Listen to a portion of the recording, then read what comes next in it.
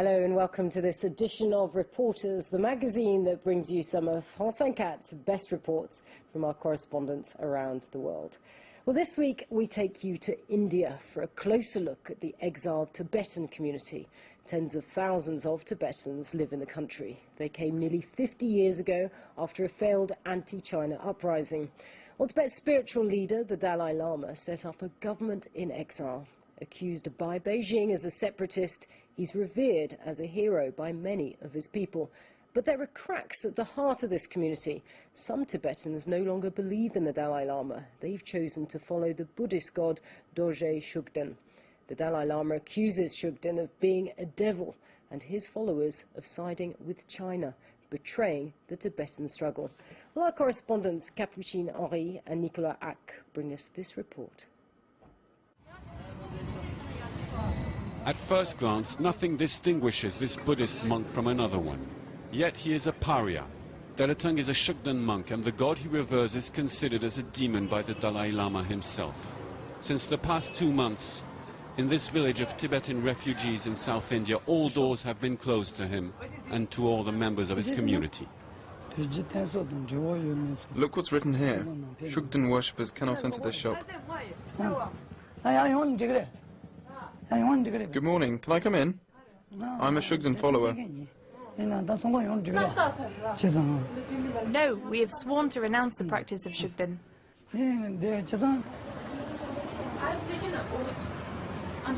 I promise to His Holiness the Dalai Lama not to have anything to do with Shugden practitioners. They have been harming the Tibetan cause.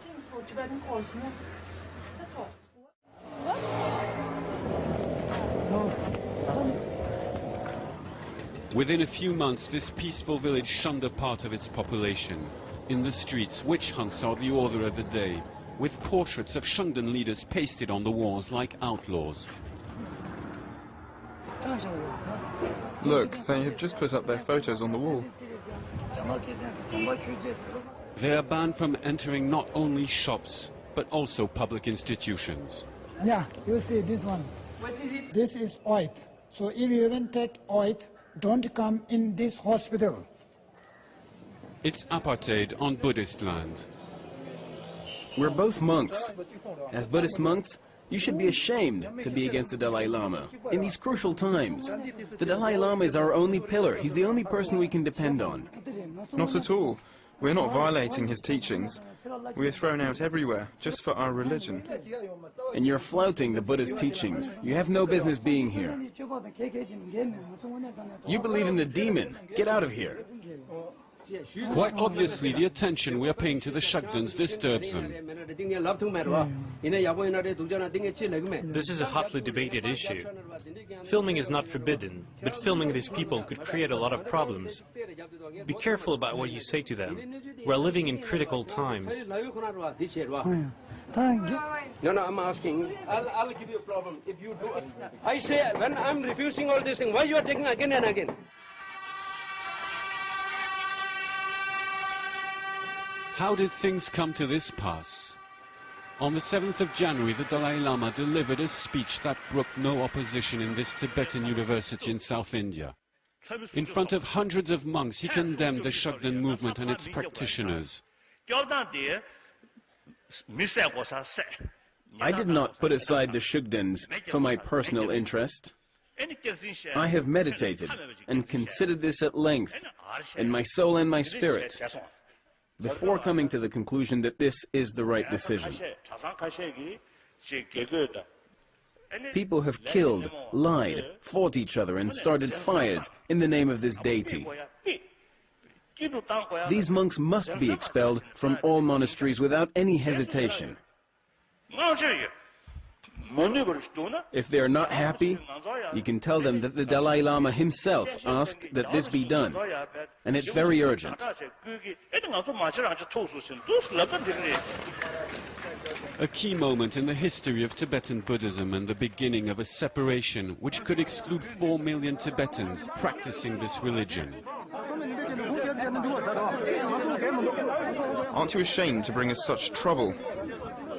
Get them to go. Get rid of them.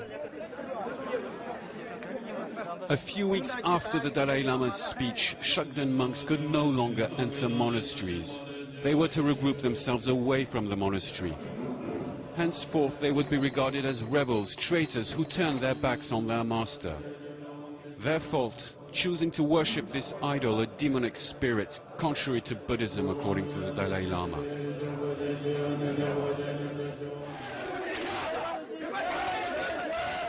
This morning, young monks are following the Buddhist practice of questions and answers.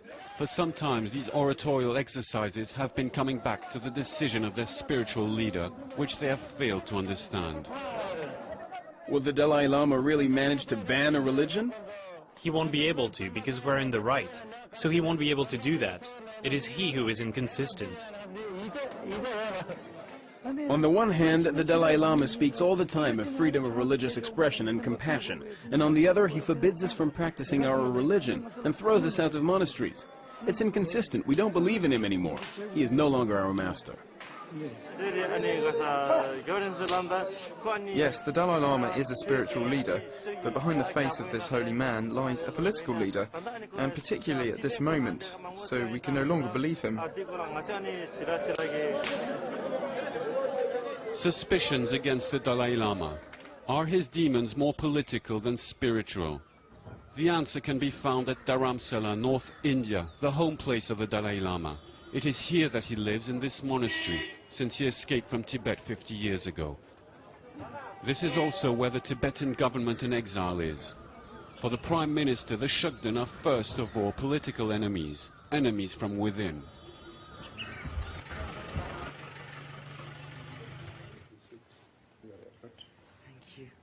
The Shugden people and China has a link that is ample evidence. Shugden followers all over the world, including the United States, they are all being supported and financed by PRC. People are frightened and scared because a lot of Shugden perpetrators have become terrorists, and they are willing to kill anybody. They are willing to beat up anybody. There are so many cases has been beating up and killing and arsoning, and all these cases are there. These are known to everyone. Where are we going? To convince us further, he leads us to an old chamber converted to a museum, a sort of museum of horrors dedicated to a great Buddhist master in 1997. This monk has dedicated his life and work to the denunciation of the Shugden spirit. For the pro-Dalai Lama, the Shugden's guilt is beyond any measure of doubt. Two worshippers of Shugden came here and they murdered him very badly. You can see the pictures there. And then two students along with the master was killed. You can see the strapped on the stomach. We want to know all over the world that they can do things like this. The Shugden are all political traitors on the Chinese payroll, according to those close to the Dalai Lama. The Tibetan intelligence agencies are looking for proof. In this photo, the security chief shows us the back of a man, a very influential Shugden. He is one of the stalwarts of the Shugden propagator, and he is a main funder for the Shugden activities in India or elsewhere in the world. On the same day, this one, every year Chinese embassy, they organize a party to their contacts. At that time he was there. He has been associated with Shugden cause since a very long time and has been visiting China. Twice or thrice. For 3 times I think he has visited China. So he is being used by Chinese for their political ends.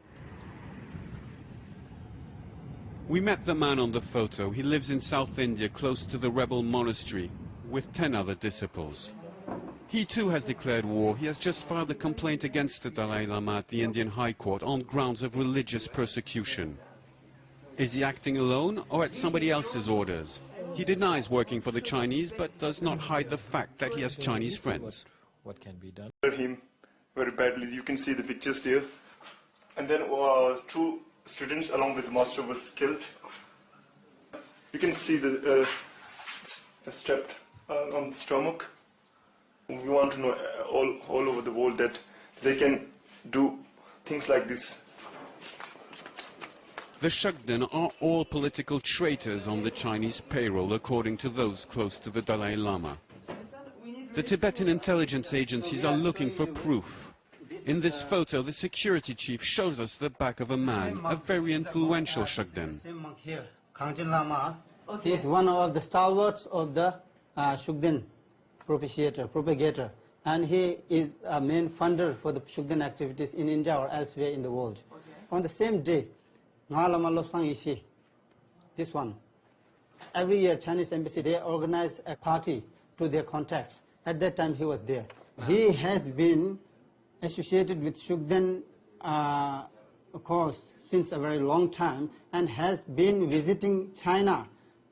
Twice or thrice. For 3 times I think he has visited China. So he is being used by Chinese for their political ends. We met the man on the photo. He lives in South India, close to the rebel monastery, with 10 other disciples. He too has declared war. He has just filed a complaint against the Dalai Lama at the Indian High Court on grounds of religious persecution. Is he acting alone or at somebody else's orders? He denies working for the Chinese, but does not hide the fact that he has Chinese friends. What can be done? Definitely I'm appreciative of the Chinese, and I'm appreciative of what they are doing in Tibet. Why? Because under the current circumstances of what we've experienced with the Dalai Lama, we can easily guess that what he and his theocracy was in the past could have been much more brutal than what it is right now. And if we would have to live our life with him, we would have possibly been crucified. To the Tibetan Inquisition, he contrasts the clemency of the Chinese rulers. The violence which went hand in hand with the invasion of Tibet are practically just a detail for him. When we are talking about the excesses of cultural revolution, you should look at that so-called particular excess was even much more severe in mainland China than of that in Tibetan hinterland itself. What happened in Tibetan hinterland was not as severe as what happened in mainland China. Regardless of what had happened, due to the craze, due to the over-enthusiasm, political revolutions without mistakes is not possible. Look at all other revolutions and the French Revolution itself as such. Demons operating with China against the Dalai Lama, authoritarian and aggressive. War has been declared and the collateral victims are already numerous, struck even in their exile. In India, the worshippers of the Shugden deity are forced to go into hiding. This old woman had to flee her village because she felt threatened. She found shelter 300 kilometers away from her place in this family. I took all my baggage, locked my house, and fled 3 days ago. I had no choice being the lone Shugden in my village. I have had a lot of problems. I couldn't sleep before 2 o'clock at night. I had to lock the door and place heavy rocks and wood against it to be sure no one could attack me. I kept locking my door so many times. Before, we also used to have faith in him, in the Dalai Lama. Even we all had faith in him. But now she feels like every one of us feel that, if he's really Buddha, if he's really God, he won't create so much problem, he won't give us so much trouble, he won't, I believe if he's a Buddha, he won't give any problem to one, any human being, so we feel that, I think all of us have changed our mind now. We don't see him as we have seen him earlier,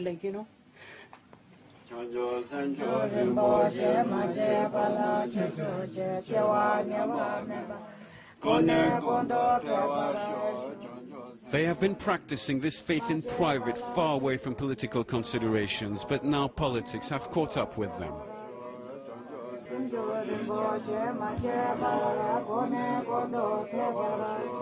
Behind this witch hunt of Shugdens lies the fear of Chinese infiltration in the ranks of the Tibetan refugees, and the looming threat of a schism dangerous for the fight for the autonomy of Tibet.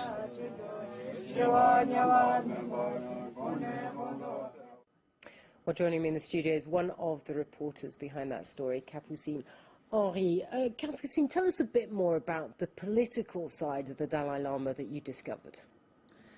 The whole world knows His Holiness the Dalai Lama, who speaks of duality, Buddhism, the spiritual figure. But the Dalai Lama is also a political figure. He's at the head of the Tibetan government in exile in Dharamsala in India. He's a political leader of 100,000 Tibetans who live in India since '59. So it's not very Buddhist what I'm going to say, but the Tibetan government in exile is at war with China. And to be more politically correct, I might say that the Chinese leaders are the opponents of the Dalai Lama, who finds it very difficult to accept that within his own community of followers there are Tibetan Buddhists who are related to China. But there is a community of Tibetan Buddhists who is linked to China. They are called the Dorje Shugden community because they follow a god or a figure of the traditional Tibetan Buddhism. And it's through them that I realized that the Dalai Lama is a political leader, because instead of actually negotiating with China, the Dalai Lama started banning them. He forbid these people to follow their own cult. He asked his own people to stop having any connection with the people who follow the Dorje Shugden cult. He said that his movement actually jeopardized the unity of the Tibetan people. So very concretely, what did he do? He circulated petitions to India in monasteries, in Tibetan communities, and he asked the people to choose between the Dorje Shugden community and his community. Those who decided to run against him and follow the Dorje Shugden community are banned by the Dalai Lama. That's what we're going to see right now. So one interesting aspect, of course, is that the Dalai Lama, of course, also accuses the Shugden community of having links with China. Is there anything in that? Yes, quite so. The Dorje Shugden community does have ties with China, political ties. They're closer, politically speaking, to the Chinese political power than to the Dalai Lama. They've actually accepted the fact that Tibet is a Chinese province, and they have accepted that they are Chinese. But there are many people who actually believe that in Tibet and in exile. In France, we always tend to associate Tibet to the Dalai Lama, but there are many Tibetans who are Buddhists who think that China actually contributed something to Tibet. Now, let us not forget that the Dalai Lama went to India 50 years ago, and that in India there's a whole generation of Tibetans who grew up with the Chinese, and they think that the Chinese did contribute something to Tibet. So, very, very briefly, just how taboo is it to criticize the Dalai Lama? It is very taboo. Actually, our shooting of the reportage was very difficult because we had our camera smashed in, and the Dalai Lama is considered as a living god. He has achieved, well, supposedly, a level of clairvoyance that makes every decision he takes rule of law. If you criticize the Dalai Lama, you are judged to be a Chinese spy and somebody who runs against the cause of Tibet. Capucine Henri, thank you very much indeed for that fascinating look from India behind the Tibetan community there. That's it for now. More reporters next week.